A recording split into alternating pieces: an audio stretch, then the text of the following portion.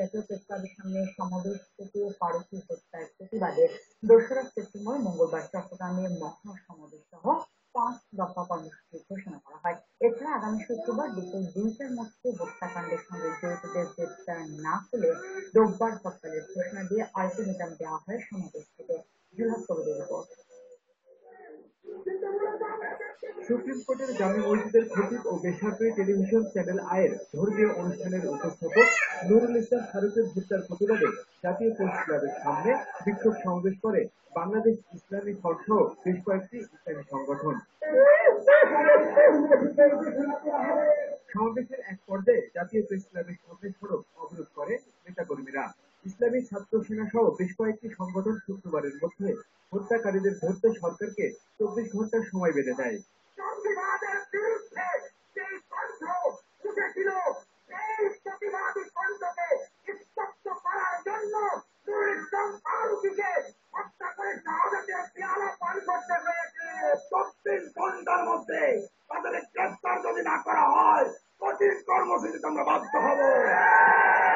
এছাড়া ৩১শে আগস্ট রোববার হত্যাকারীদের গ্রেপ্তার ও বিচারের দাবিতে ঢাকা সহ সারা দেশে বিক্ষোভ কর্মসূচি, ১লা সেপ্টেম্বর সোমবার সারা দেশে সকল খানকা শরীফে কুলখানি এবং ২রা সেপ্টেম্বর মঙ্গলবার চট্টগ্রামে মহাসমাবেশের কর্মসূচি ঘোষণা করা হয়। প্রত্যেক উপজেলায় প্রত্যেক জেলায় জেলায় আমাদের বিক্ষোভ কর্মসূচি ঘোষণা করা হলো। রবিবার ঢাকা সহ বিভাগীয় শহরে আমরা বিক্ষোভ কর্মসূচি ঘোষণা করছি। আগামী ২রা সেপ্টেম্বর চট্টগ্রামে মহাসমাবেশ করব।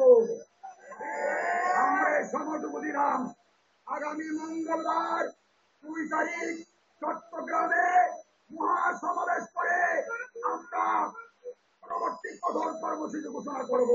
সড়ক অবরোধ করে সমাবেশ করায় প্রেস ক্লাব, পল্টন, হাইকোর্ট মোড় সহ আশপাশ এলাকায় তীব্র যানজটের সৃষ্টি হয়। চট্টগ্রাম নগরের প্রেস ক্লাবের সামনের রাস্তায় অবস্থান নিয়ে বিক্ষোভ করে ইসলামী ছাত্রফ্রন্ট সহ সমমনা সংগঠনগুলো। ব্রাহ্মণবাড়িয়ার আশুগঞ্জের ঢাকা সিলেট মহাসড়ক ১.৫ ঘণ্টা অবরোধ করে বিক্ষোভ করে আহলে সুন্নাত ওয়াল জামাতের নেতাকর্মীরা। সে সময় কয়েকটি যানবাহন ভাঙচুর করা হয়। এছাড়া নারায়ণগঞ্জে মিছিল নিয়ে শহরের ডিআইপি এলাকায় মানববন্ধন ও প্রতিবাদ সমাবেশ করে ইসলামী সংগঠনের নেতাকর্মীরা। জুলহাস কবির, ২১ টেলিভিশন, ঢাকা। অফিস কক্ষে ঢুকে শিক্ষকের